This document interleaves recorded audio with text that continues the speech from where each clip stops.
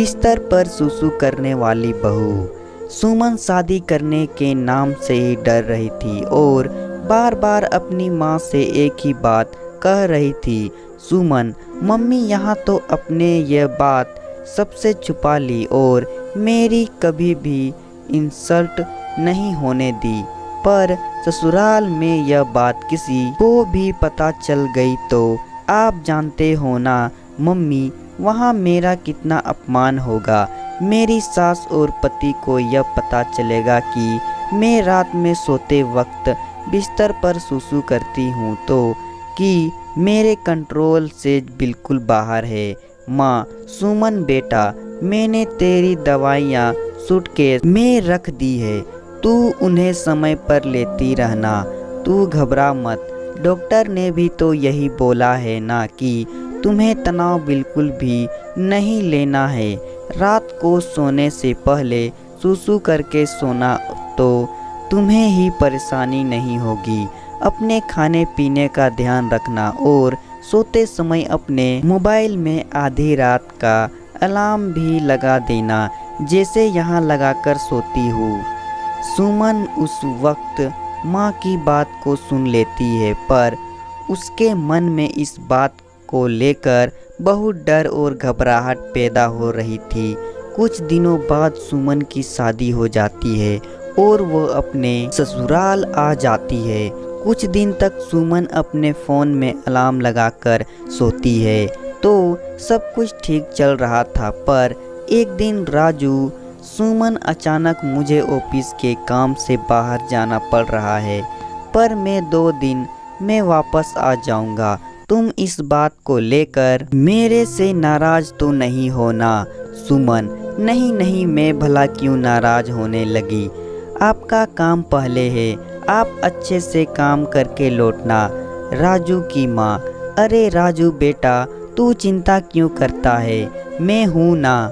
बहू का ख्याल रखने के लिए हम दोनों सास बहू खूब मज़े करेंगे।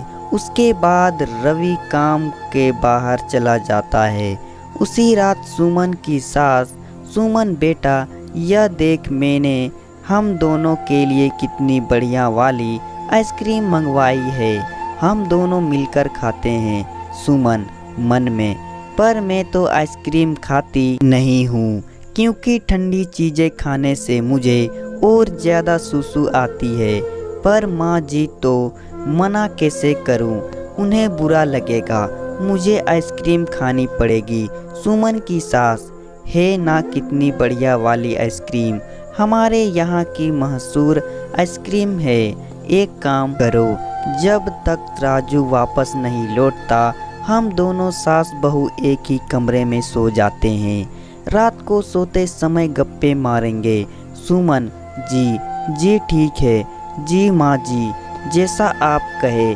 सुमन मन में, अब क्या करूं, मुझे माँ जी के साथ सोना पड़ेगा, कहीं रात में मेरा सुसु निकल गया तो मेरी तो सारी सच्चाई माँ जी और राजू के सामने आ जाएगी। उस रात सुमन 2 बार अलार्म लगाकर सोई थी, इसलिए वह रात में 2 बार बाथरूम हो आई थी, पर चिंता और डर के वह पूरी रात सो नहीं पाई थी। वह रात तो जैसे तैसे कट गई। अगली रात जब सुमन अपनी सास के साथ सोई तो उसका फ़ोन चार्ज नहीं था, इस वजह से उसकी बैटरी ख़त्म हो गई और फ़ोन स्विच ऑफ हो गया। सुमन गहरी नींद में थी तो उसे पता ही नहीं चला कि उसे रात में उठकर बाथरूम जाना है। अगली सुबह जब सुमन सोकर उठती है, उसका पूरा बिस्तर गीला था।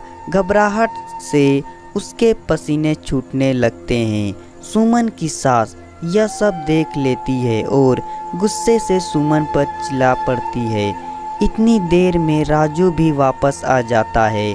सुमन की सास, राजू बेटा, हम बेड पर सुसु करने वाली बहू ले आए हैं। मुझे तो सचमुच इसे अपने बहू कहते हुए शर्म आ रही है। दुनियादारी और समाज में किसी को भी पता चल गया तो सब लोग हम पर हंसेंगे। अब मैं इसका क्या करूं?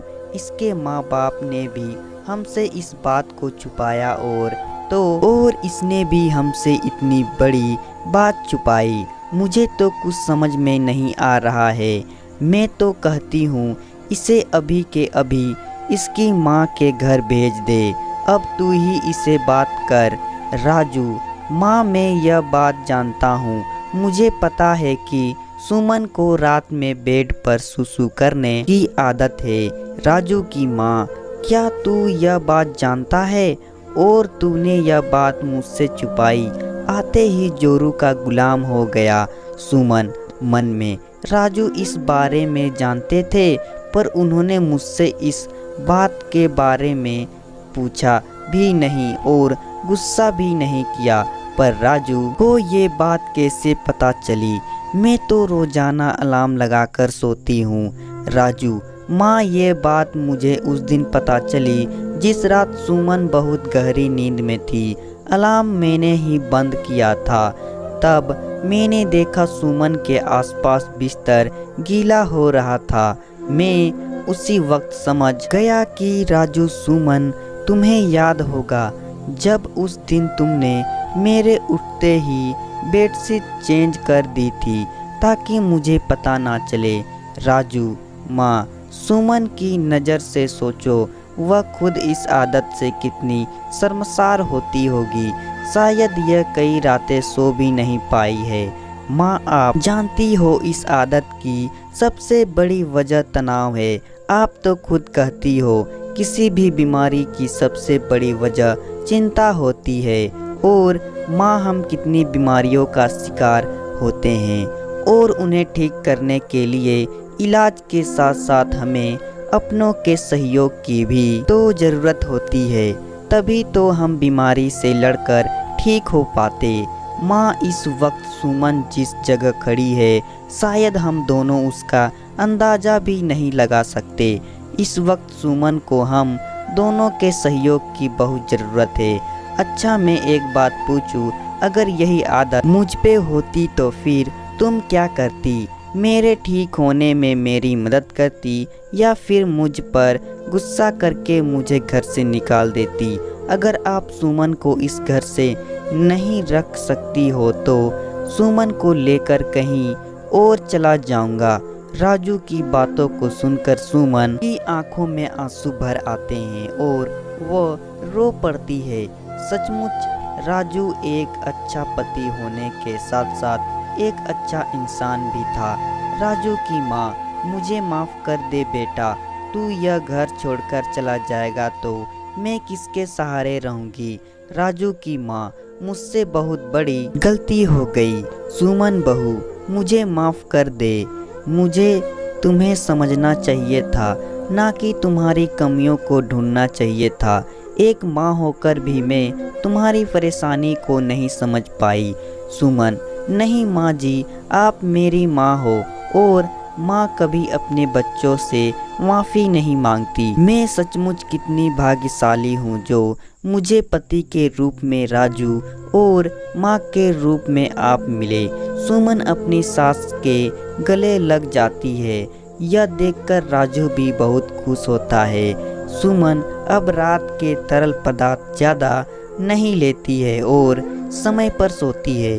सुमन कभी अगर अलार्म की आवाज़ सुनकर नहीं उठती तो राजू उसे उठा देता था ताकि सुमन को रात में कोई परेशानी ना हो। सुमन की सास और राजू सुमन को खुश रखते थे। धीरे धीरे राजू और सास के सहयोग से कुछ समय में ही सुमन की यह आदत पूरी तरह से छूट जाती है। तो दोस्तों, कहानी पसंद आए तो वीडियो को लाइक करें और साथ ही साथ चैनल को सब्सक्राइब भी कर दे।